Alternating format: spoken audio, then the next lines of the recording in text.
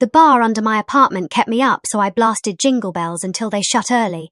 I first saw the apartment on a drizzly Tuesday in late October. The estate agent, a woman named Brigitte, with a clipboard, and the enthusiasm of someone who had already made commission in her head, swung open the sash window. Has, and gestured grandly at the courtyard below. Look at that piece. She said not a soul in sight. She was not lying at 2 p.m. on a weekday. The courtyard was a rectangle of wet cobblestones, a couple of bikes chained to a railing and a single cafe table, under a striped awning the bar beneath my prospective bedroom was closed, its roll-down metal shutter painted matte black, a discreet brass plaque read Kelder Baroness 2011. I pictured cozy jazz nights, maybe a glass of red with the neighbours. I signed the lease before the ink on her pen had dried. The trouble began on my first Thursday. I had spent the acid day hauling IKEA flat packs up 3 flights of stairs, my calves screaming, my shirt glued to my back with sweat. By 10 p.m. I was horizontal, eyelids fluttering, when the floor beneath me began to pulse. Not a vibration, an actual heartbeat thump.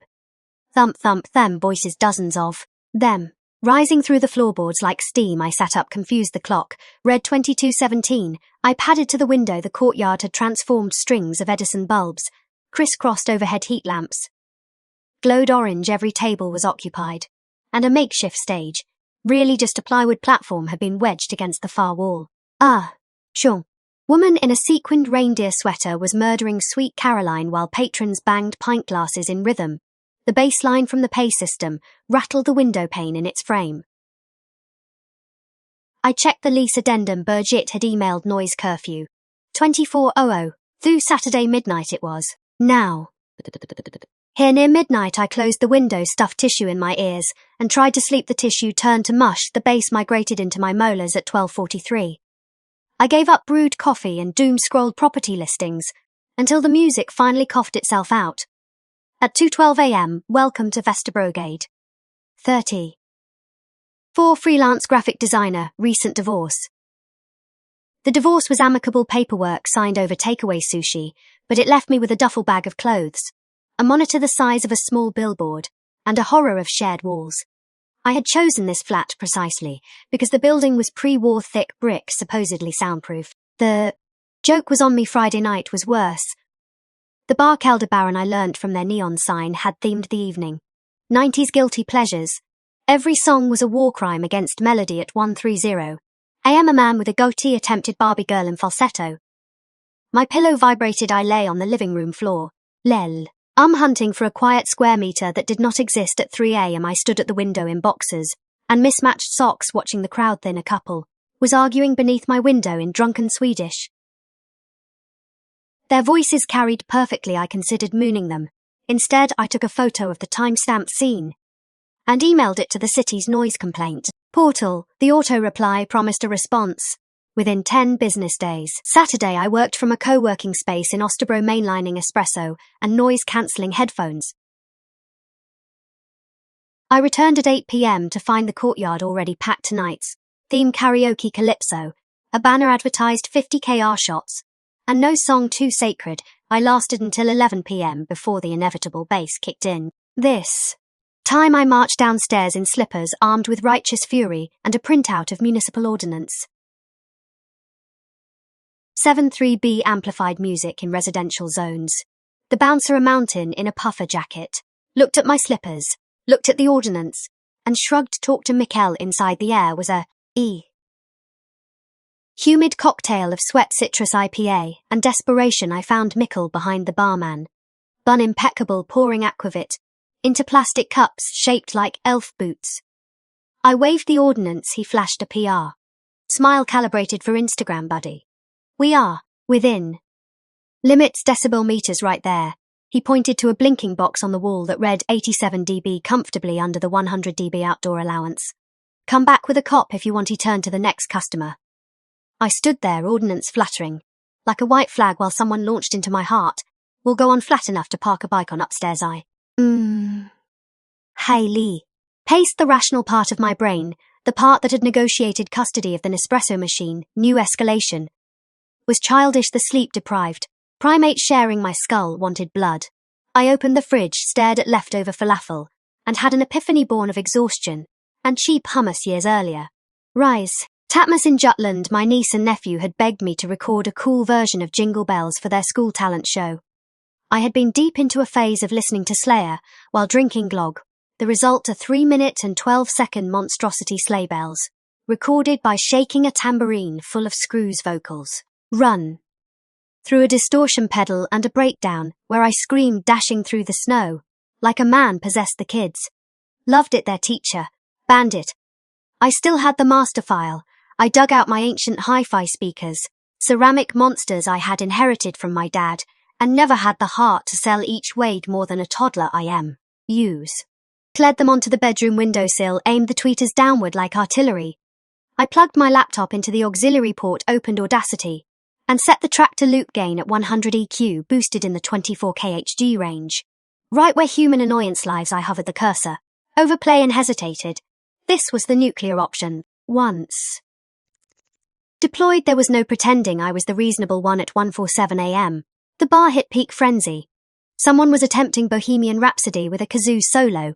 I pressed play, the opening crash sleigh bells, on steroids, exploded into the courtyard. Like a flashbang conversation. Stopped mid-sentence, the zoo squeaked into silence, my windows rattled so hard. I worried about cracks down below heads, swiveled upward. I saw Mickles' man bun whip around. I cranked the volume 2 more notches. The guitar riff snarled my distorted baritone.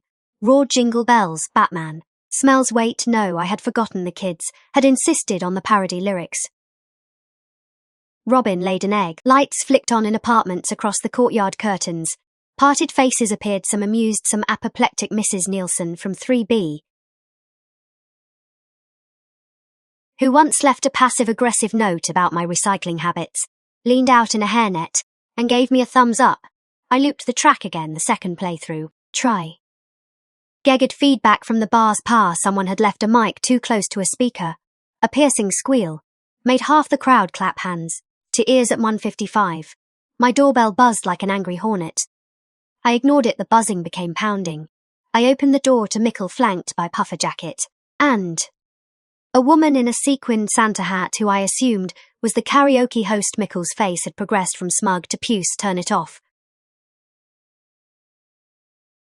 He enunciated like I was hard of hearing, close at midnight, like the ordinance says, and we have a license until 4 a.m. on weekends, indoor license, outdoor amplification. C. Curfew is midnight, section 73B subsection. I started reciting from memory. He cut me off. You are disturbing 50 paying customers, and you are disturbing 30 sleeping residents. Math was never my strong suit. But I think we win. Santa Hat Lady tried Sweet Reason. It's almost Christmas, can't we all just? Christmas starts the 1st of December. I said it's the 14th of November. You are culturally appropriating my weapon. I closed the door, the pounding resumed. I turned the volume up until the speakers hissed. By the third loop, the courtyard was a diorama of chaos. Patrons filmed on phones. Someone started a slow clap to the beat. Mrs. Nielsen had dragged a kitchen chat to her window and was conducting with a wooden spoon. A guy in a reindeer onesie attempted to crowd surf and face planted into a heat lamp. Mickle disappeared inside, presumably.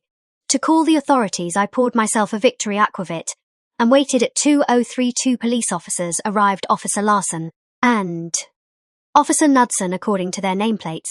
Larson was tall, humorless. Knudsen looked like he would rather be anywhere else. They knocked politely. I opened the door.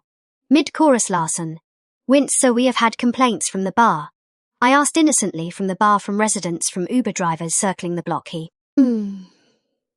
well, alas, glanced at my speakers. That's quite a setup. I handed him the ordinance printout. Now dog-eared, they are in violation. I'm simply providing a countermeasure. Knudsen peered past me into the bedroom. Is that the original 1978 Bang Olufsen Beovox?